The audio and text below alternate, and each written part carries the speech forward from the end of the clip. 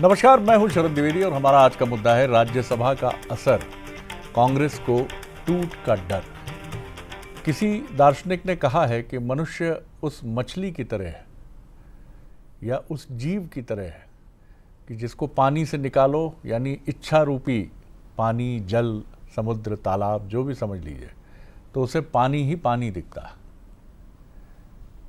और राजनीति में भी ये चीज़ बड़ी दिलचस्प है कि जो मिल गया है उसे छूटने का डर है, और छूट गया है तो मिलने के इंतज़ार में ज़िंदगी कट रही है।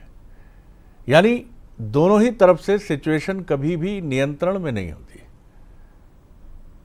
अब यहाँ भी एक दार्शनिक कहते हैं कि यही तो जीवन जीने की एक मजबूरी, तो मैं नहीं कहूँगा, लेकिन जीवन जीने के लिए जो चीज़ आपको पुश करती है, आगे बढ़ाती है, वो यही है।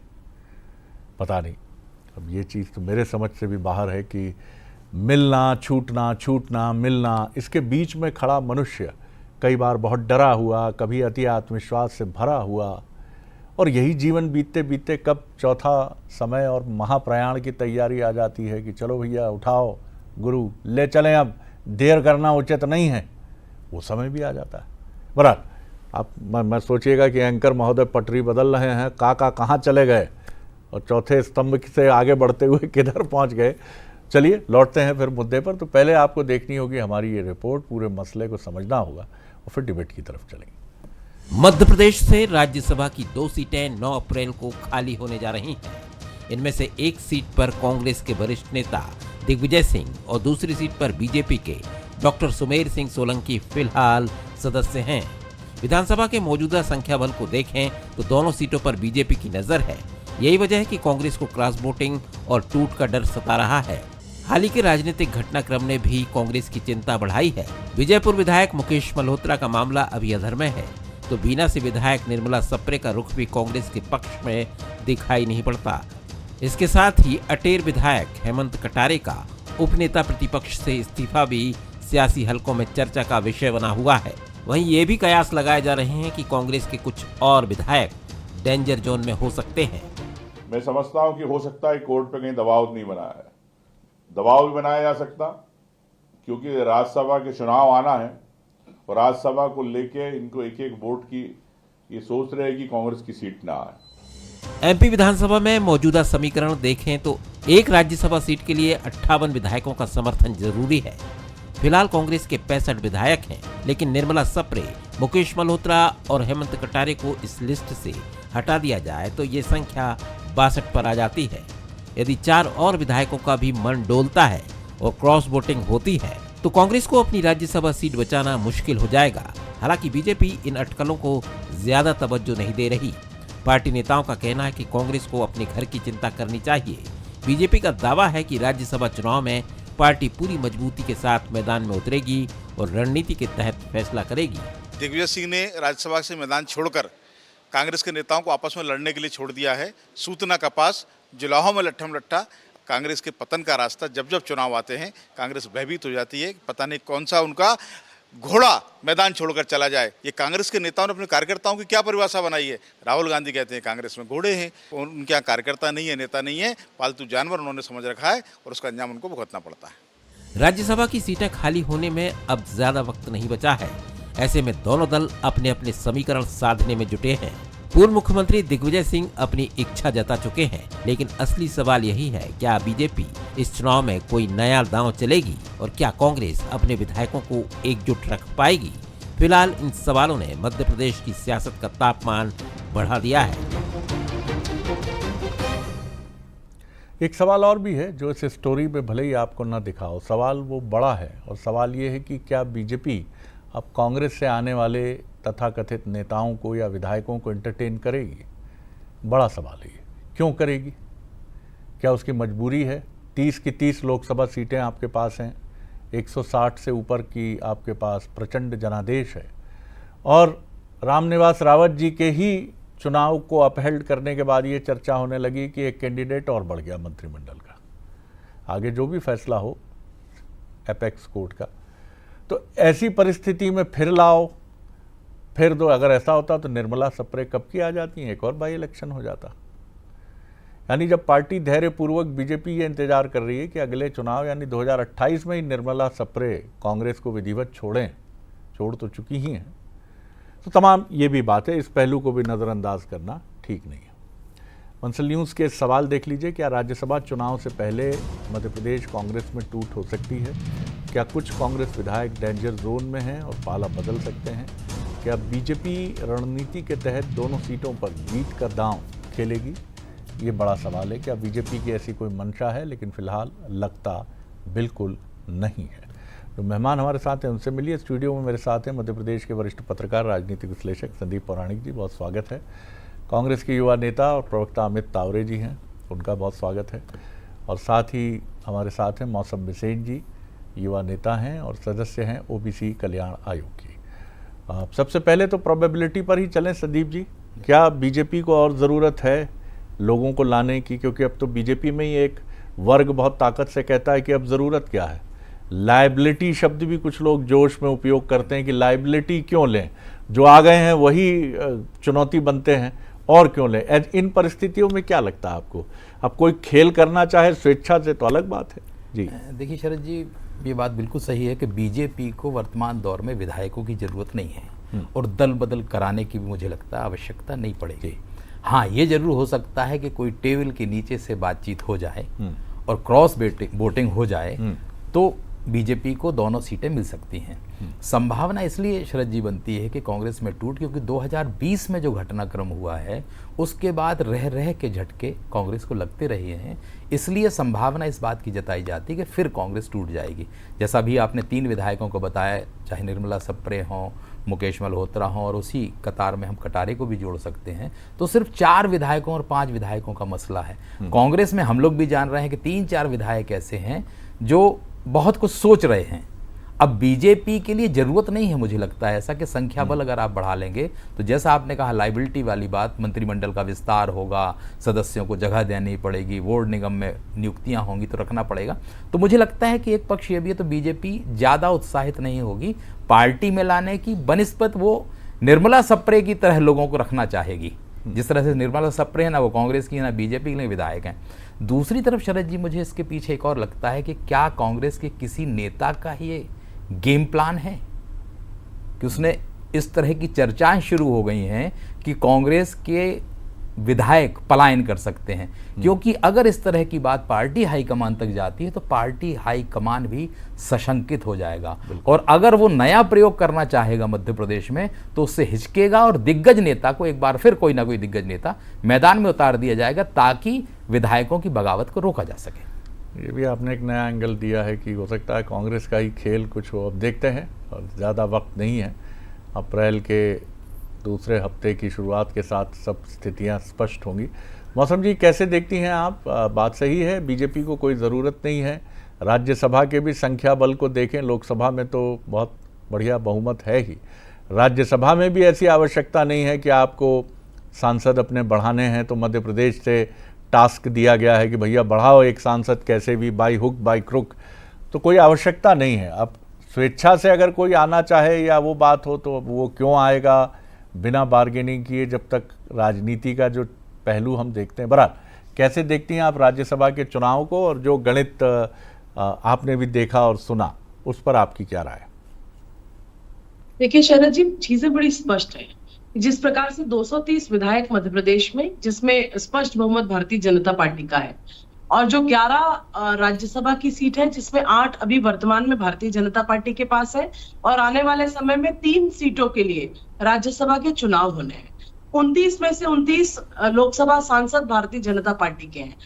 चूंकि हर चुनाव अपने आप में महत्वपूर्ण होता है, इसलिए संगठनात्मक दृष्टि से पार्टी की तरफ से भारतीय जनता पार्टी अपनी पूरी तैयारी के साथ, और इसलिए आने वाले समय में अभी जो वर्तमान में 2 सीट है वो तो यथावत रहेगी, और तीसरे पे क्या हो, क्योंकि यह तो कांग्रेस का अंदरूनी मामला है, लेकिन जो घटनाक्रम चल रहे हैं, जिस प्रकार की परिस्थितियां निर्मित हुई है, उससे किसी भी संभावनाओं को नकारा भी नहीं जा सकता।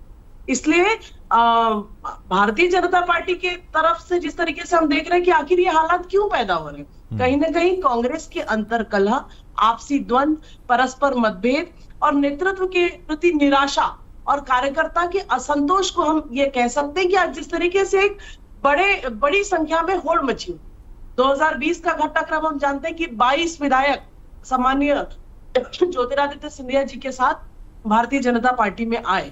इसीलिए भारतीय जनता पार्टी अपनी तरफ से कोई कर रही है ऐसा मैं नहीं कहूंगी, लेकिन क्या होगा, क्या परिस्थिति निर्मित होगी, इस बारे में हम अभी से कुछ कहने की स्थिति में नहीं है। मुझे लगता है कांग्रेस अपने को अपना आत्ममंथन करने की जरूरत है, आत्मचिंतन करने की जरूरत है और चुनाव के तरीके से हो।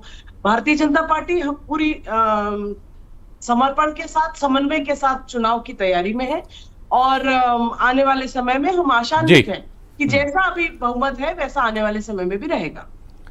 जी, संतुलित आपने बात कही, ठीक बात है, जो है वो तो यथावत रहेगा ही, बाकी कांग्रेस अपने को संभाले, यही बीजेपी का कहना है।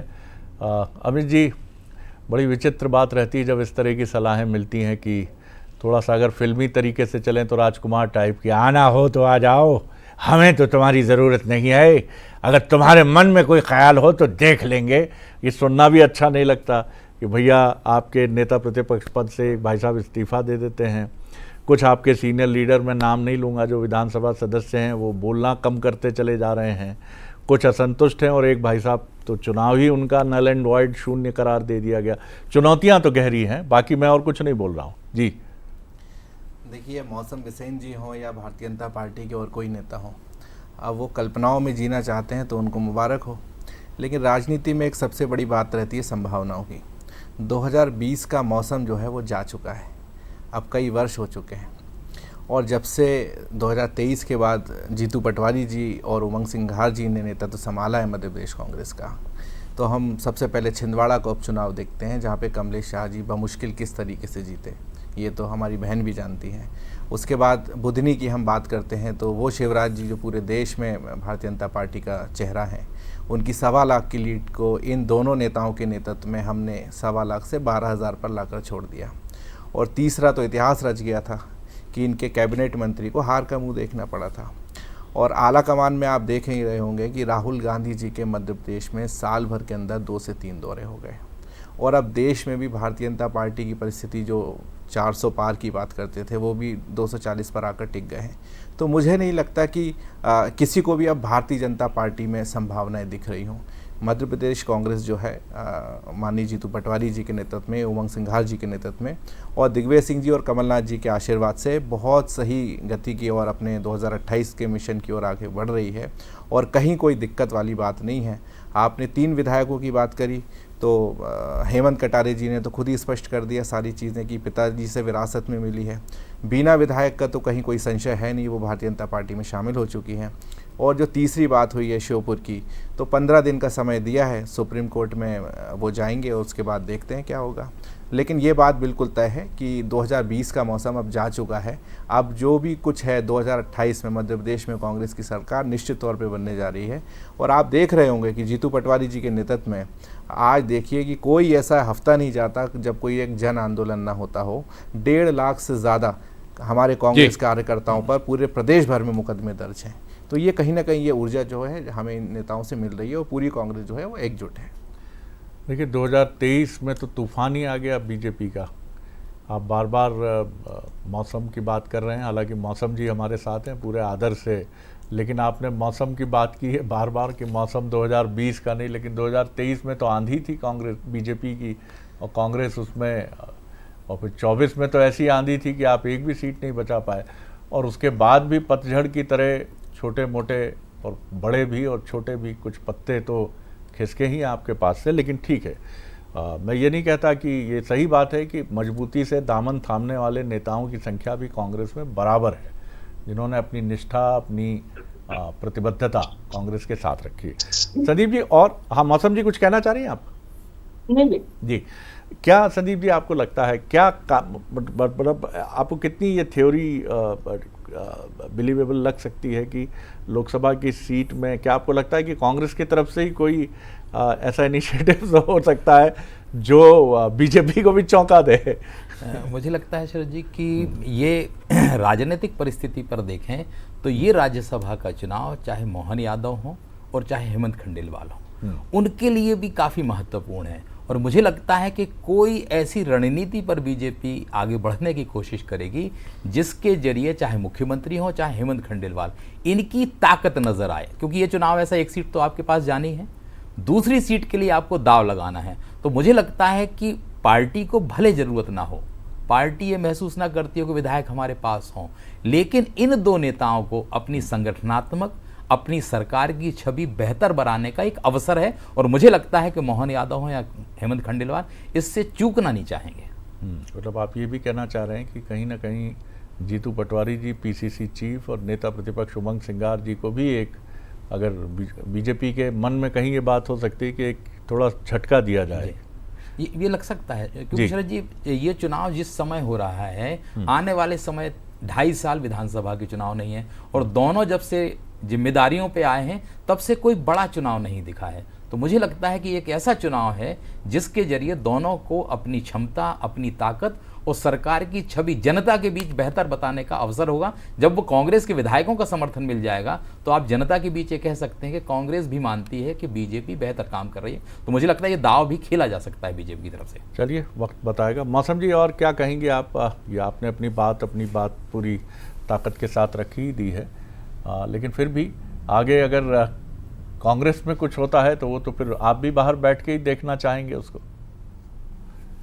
देखिए शरद जी, आप और हम अच्छी तरीके से जानते हैं कि चुनाव होता है, चाहे वो अंतिम इकाई पंच का चुनाव हो या फिर उच्च सदन राज्यसभा का चुनाव। और इसीलिए चुनाव में हर तरीके के प्रयास करके कोई भी राजनीतिक दल ये प्रयास करता है कि ज्यादा से ज्यादा उनके पक्ष में परिणाम आए। एक बात बड़ी बहुत सारे प्रश्न चिन्ह खड़ा करती है कि इतने बड़े कांग्रेस के नेता आदरणीय दिग्विजय सिंह जी, जब वो मुखर होकर स्वयं इस बात को कह रहे हैं कि वे अब राज्यसभा में नहीं जाना चाहते, ये सामान्य घटनाक्रम नहीं है। यह उनका वक्तव्य भी कई प्रकार के प्रश्नों को खड़ा करता है। और रहा सवाल, अभी हमारे भाई अमित जी बड़ी ताकत और बड़े विश्वास के साथ जिस एकता और गठबंधन की बात कर रहे थे, ये आप और हमने मीडिया के माध्यम से पूरे देश और प्रदेश ने देखा है कि किस तरीके से इनके नेताओं का आपसी द्वंद, अंतर कलह किसी से छुपा नहीं। कभी इनके नेता संगठन के अपने प्रभारियों पर प्रश्न चिन्ह खड़ा करते हैं, कई प्रकार के घटनाक्रम हुए हैं।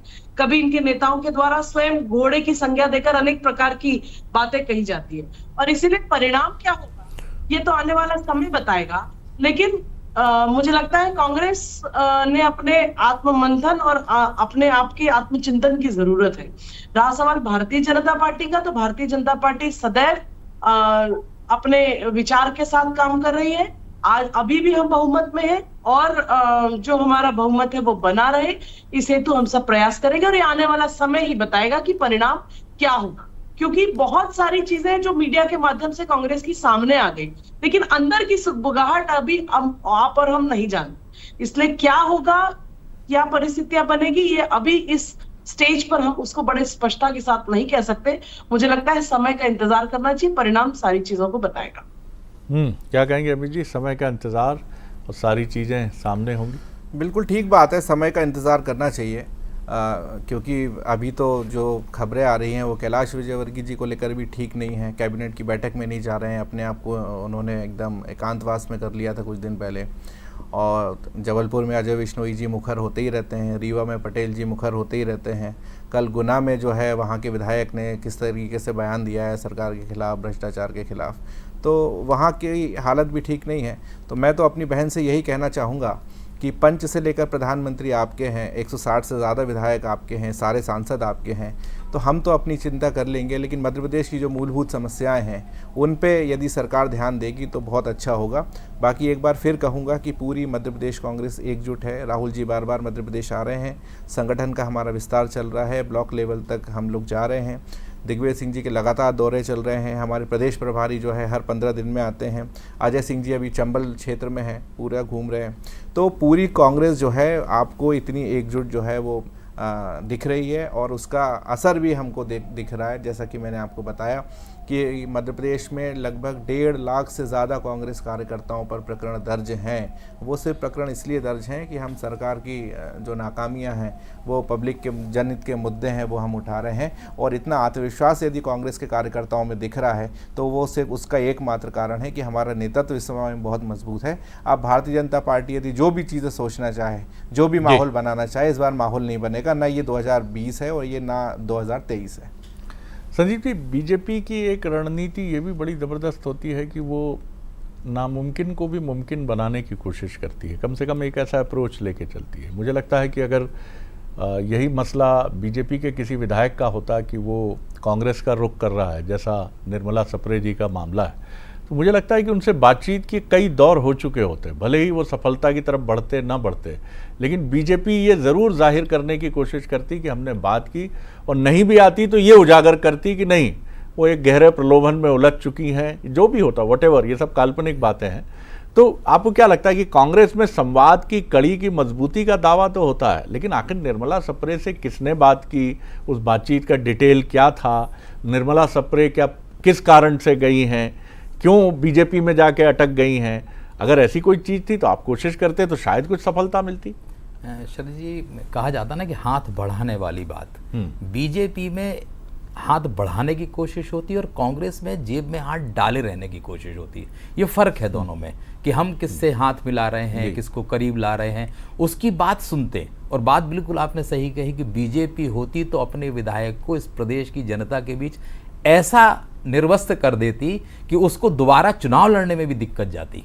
कांग्रेस में यही कमी। कांग्रेस देखिए, मध्य प्रदेश में कांग्रेस का जनाधार है, वोट प्रतिशत भी है, लेकिन कांग्रेस की बेहतर रणनीति नहीं है। समन्वय का हमेशा अभाव दिखता है। ठीक है, अभी चाहे नेता प्रतिपक्ष की बात कर लें, हम अध्यक्ष की बात कर लें, क्या समन्वय है ये हमें दिखता है। पार्टी के तावरे साहब कह सकते हैं कि समन्वय है, ताकत से लड़ रहे हैं, लेकिन हमें एक ही दिन में 2 नेता अलग अलग प्रेस कॉन्फ्रेंस करते दिख जाते हैं इसी शहर के अंदर, अलग अलग अपनी बात कहते दिख जाते हैं। तो मुझे लगता है कि कांग्रेस में संवाद जो है वो बेहतर तरीके से नहीं होता और उसका लाभ बीजेपी ले जाती है, और दूसरी तरफ कार्यकर्ता में एक अलग तरह की निराशा पैदा हो जाती कि जब ऊपर के नेता एक नहीं है तो नीचे का कार्यकर्ता कैसे संघर्ष करे, कैसे लड़ाई लड़े। ये मुझे लगता है कि एक कमी है कांग्रेस की। अगर इसको बेहतर कर लेते हैं तो आने वाले समय चाहे राज्यसभा का चुनाव हो या फिर 28 का चुनाव, उसको बेहतर तरीके से कांग्रेस लड़ पाएगी। कम वक्त है मेरे पास कंक्लूडिंग रिमार्क के लिए। मौसम जी और अमित जी की तरफ आऊँगा। पहले मौसम जी, आपका कंक्लूडिंग रिमार्क। जी। भारतीय जनता पार्टी सत्ता संगठन के समन्वय के साथ पूरी तैयारी के साथ है, और एक बार फिर एक अच्छी जीत के साथ और जो सुशासन के संकल्प के साथ हमारी सरकारें काम कर रही है, उसको परिणाम तक पहुंचे। अमित जी। देखिए, आने वाले वक्त में राज्यसभा का जो महत्वपूर्ण चुनाव है उसके लिए कांग्रेस पूरी एकजुट है, और दिल्ली से जो भी नाम आएगा पूरी की पूरी कांग्रेस जो है उनके साथ खड़ी हुई है, और संपूर्ण आशा है। और भारतीय जनता पार्टी कितनी भी प्लानिंग कर ले, कोई भी रणनीति बना ले, इस बार जो है वो रणनीति सफल नहीं होने वाली। दूसरा कि हमारे जो वरिष्ठ पत्रकार ने हमको जो मार्गदर्शन दिया है, निश्चित तौर पर हम इसको स्वीकार करेंगे और विचार करेंगे इस बात पर भी। बिल्कुल ठीक है। कांग्रेस को हर तरफ से जो कोई भी अच्छा संदेश मिलता है, जो कड़वा प्रतीत होता है, लेकिन हर अच्छी और स्वस्थ करने वाली गोली मलेरिया के रेडिकेशन उन्मूलन की तरह कुनैन की कड़वी गोली ही होती है। जो भी अच्छी सलाह है वो अपेरेंटली प्राइमा फेसी प्रथम दृष्टया बहुत कड़वी लगती है। हम व्यक्तिगत रूप से भी देखें, अगर हमें ही कहा जाता है कि आपकी टाई की नाट ठीक करिए, आज आपका जेस्चर अच्छा नहीं था, तो आप खुश नहीं हो जाएंगे। लेकिन अगर आप उसको सुनते हैं और अगली बार अपने प्रस्तुतिकरण में उसका ख्याल रखते हैं, तो चाहे वो एक एंकर हो, टीवी जर्नलिस्ट हो, उसको बहुत फ़ायदा मिलता है। दरअसल सुनना एक बहुत बड़ी कला है। दिग्विजय सिंह एक बहुत माहिर शिल्पकार हैं कांग्रेस के लिए, लेकिन सवाल ये है कि कांग्रेस की युवा पीढ़ी और कांग्रेस का युवा नेतृत्व मध्य प्रदेश का, और ये आलाकमान के लिए भी, राहुल जी के लिए भी एक चुनौती है कि आपके बड़े नेता युवा नेताओं के मन में खौफ का कारण क्यों बनते हैं। अगर वो राजनीति में सक्रिय भी हैं तो सिद्धारमैया और शिव कुमार, डीके शिव कुमार की तरह प्रतिस्पर्धा चलने दीजिए, या फिर सचिन पायलट और अशोक गहलोत की तरह राजस्थान में चलने दीजिए। एक स्वस्थ प्रतिस्पर्धा होगी तो उसमें क्या बुराई है। लेकिन जब ये हो जाता है कि ये नहीं, वो नहीं, ऐसा नहीं, वैसा नहीं, तो फिर आपकी गाड़ी पटरी छोड़ती है। और ऐसा हमने अक्सर 2 नेताओं की लड़ाई में छत्तीसगढ़, राजस्थान और अब कर्नाटक में देखा है। और मध्य प्रदेश में भी सिंधिया जी और कमलनाथ जी का द्वंद्व किसी से छिपा नहीं था, और उसका बहुत बड़ा घटनाक्रम बड़े नुकसान के तौर पर सामने आया। तो बहुत शुक्रिया आप तीनों मेहमानों का, और आगे देखिए हमारा न्यूज़ बुलेटिन प्राइम मेट्रो। नमस्कार।